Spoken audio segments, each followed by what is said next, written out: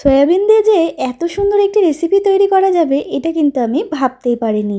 এই রেসিপিটা ভাত, রুটি, পরোটা, লুচি কিংবা ফ্রাইড রাইসের সাথেও কিন্তু অসাধারণ লাগে। খেতে কিন্তু দুর্দান্ত টেস্ট হয়েছিল।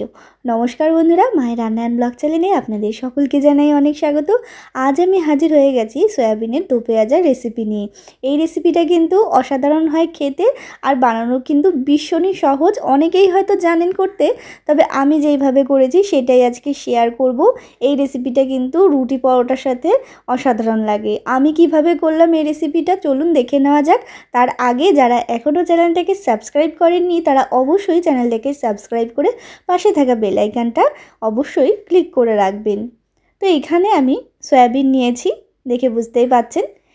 তারপরে আমি কিউব করে কেটে নিয়েছি পেঁয়াজটাকে, মানে পেঁয়াজের পাপড়িটাকে খুলে নিয়েছি। আর নিয়েছি ক্যাপসিকাম আর আলু।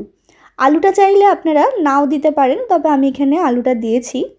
এরপর একটা সসপ্যানের মধ্যে একটু জল গরম করে রেখেছিলাম। জলটা যখন ফুটে উঠেছে তখন দিয়ে দিতে হবে এখানে সয়াবিনগুলো দিয়ে কিন্তু ভালো করে সেদ্ধ করে নিয়েছি। সয়াবিনটা সেদ্ধ করে নিলে কিন্তু বেশ নরম হয়ে যায় আর অনেকটা পরিমাণ ফুলে যায়।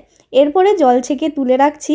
এরপরে কিন্তু ভালো করে সয়াবিনটাকে পরিষ্কার জলে ধুয়ে নিয়েছি। তো দেখুন বন্ধুরা, আর সয়াবিনের থেকে যতটা এক্সট্রা জল ছিল সেটা কিন্তু বার করে নিয়েছি। এরপর সয়াবিনটাকে একটু ম্যারিনেশন করে রাখবো। দিয়ে দিলাম আদা রসুনের পেস্ট, আর দিয়ে দিলাম পরিমাণ মতো লবণ, দিয়ে দিলাম কাশ্মীরি লঙ্কার গুঁড়ো, আর দিয়ে দিলাম 2 চামচ মতো বেসন। বেসনটা কিন্তু খুব বেশি দেওয়ার দরকার নেই। এরপরে ভালো করে হাত দিয়েই ভালো করে মেখে নিচ্ছি। তো দেখুন বন্ধুরা, এরকম কিন্তু শুকনো শুকনোই ব্যাপারটা হবে। তারপর মূল পর্বে ফেরা যাক। সরাসরি গ্যাসে একটা কড়াই আগে থেকেই বসিয়ে রেখেছিলাম। কড়াইটা গরম হয়ে গেছে। এরপরে দিয়ে দিলাম আমি রিফাইন্ড অয়েল, মানে সাদা তেল। আমি কিন্তু পুরো রেসিপিটা এই সাদা তেল দিয়েই করব। তারপর তেলটা গরম হয়ে গেলে একে একে ম্যারিনেশন করা সয়াবিনগুলো ভালো করে ভেজে নেব। বেশ লাল লাল করে কিন্তু ভাজতে হবে। আর যেহেতু এর মধ্যে কাশ্মীরি লঙ্কার গুঁড়ো দেওয়া আছে, তাই লাল হতে কিন্তু খুব বেশি সময় লাগবে না। তো দেখুন বন্ধুরা, এইরকমভাবে কিন্তু কোটিং করে সয়াবিনগুলো ভাজলে যখন কষাবেন তখন কিন্তু সয়াবিনগুলো একেবারে নরম হয়ে খুলে খুলে যাবে না। তারপর সয়াবিন ভাজা কমপ্লিট। এরপরে আমি সয়াবিন ভাজা তেলের মধ্যে দিয়ে দিচ্ছি আলুটাকে ঠিক এইরকমভাবে আমি কেটে নিয়েছি। আর আলুটাও কিন্তু এরপরে হালকা লাল করে ভেজে নেব। তার আগে আলুর মধ্যে দিয়ে দেব লবণ আর হলুদ গুঁড়ো। লবণ আর হলুদ গুঁড়োটা দিয়ে কিন্তু আলুটাকে ভেজে নিচ্ছি। আর এইভাবে সব কিছু আলাদা করে ভেজে রান্নাটা করলে কিন্তু এর স্বাদ হবে দ্বিগুণ। তো দেখুন বন্ধুরা, কথা বলতে বলতে কিন্তু আলুটা ভাজা হয়ে গেছে। হালকা লাল করে ভেজে নিয়েছি, আগেই বললাম। এরপর কিন্তু তেল ছেঁকে তুলে রাখবো। তেল ছেঁকে তুলে রাখার পরে ওই তেলের মধ্যে আর বাদবাকি সবজি, মানে পেঁয়াজ আর ক্যাপসিকামটা দিয়ে কিন্তু হালকা করে ভেজে নেব। পেঁয়াজ আর ক্যাপসিকামটা কিন্তু খুব বেশি ভাজবেন না। খুব বেশি ভাজলে একেবারে নরম হয়ে যাবে আর এটা কিন্তু একেবারে মুখে পড়বে না। তো দেখুন বন্ধুরা, হালকা করে ক্যাপসিকাম আর পেঁয়াজটাকে ভেজে নিয়েছি। তারপর ওই তেলের মধ্যে দিয়ে দিলাম আর একটু পরিমাণ রিফাইন্ড অয়েল। এরপরে তেলটাকে গরম করে নিয়েছি। তেলটা গরম হয়ে কিন্তু যে নিচে আমি সয়াবিনগুলো ভেজেছিলাম তার গুঁড়োগুলো কিন্তু একটু কালো হয়ে গেছে। তাতে কোনো অসুবিধা নেই, আপনারা চাইলে কিন্তু পরিষ্কার কড়াইতেও করতে পারেন, তবে আমি এর মধ্যেই করেছি, কোনো অসুবিধা নেই।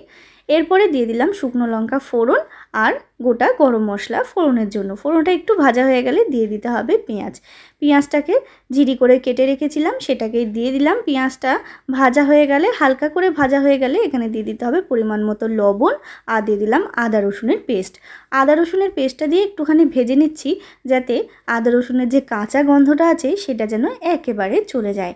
আর আদা রসুন দিয়ে খুব বেশি ভাজাভাজি করতে গেলে কিন্তু একেবারে তেতো হয়ে যাবে। আপনারা সকলেই জানেন আদা রসুন খুব বেশি ভাজলে তেতো হয়ে যায়। তারপরে সামান্য একটুখানি জল দিয়ে দিলাম তার জন্য।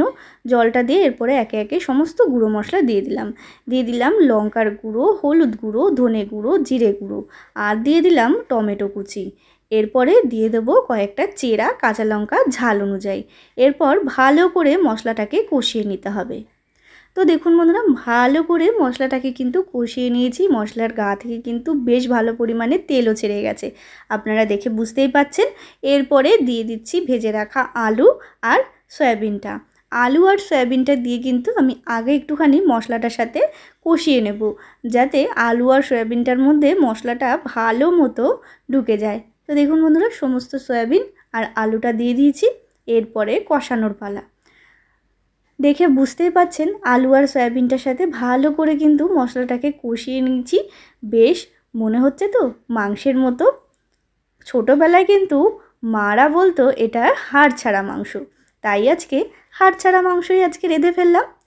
এরপরে ভালো করে কিন্তু কষিয়ে নিয়েছি, দেখে বুঝতেই পাচ্ছেন একেবারে শুকনো শুকনো করে নিয়েছি। তারপর দিয়ে দিলাম ভেজে রাখা ক্যাপসিকাম, ভেজে রাখা পেঁয়াজ আর একটুখানি কুচনো কাঁচা লঙ্কা ঝাল অনুযায়ী। এরপর আবার একটুখানি নেড়েচেড়ে নিয়েছি। তারপর দিয়ে দিতে হবে গরম জল।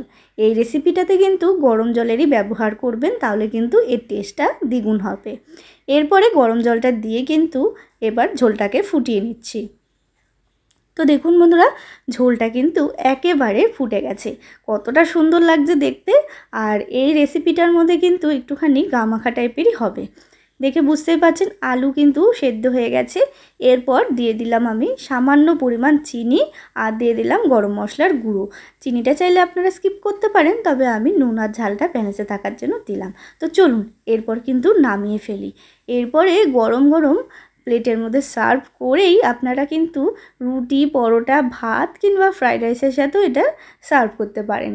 তো বন্ধুরা, আমার এই সয়াবিনের রেসিপিটা কেমন লাগলো অবশ্যই কমেন্ট করে কিন্তু জানাতে ভুলবেন না।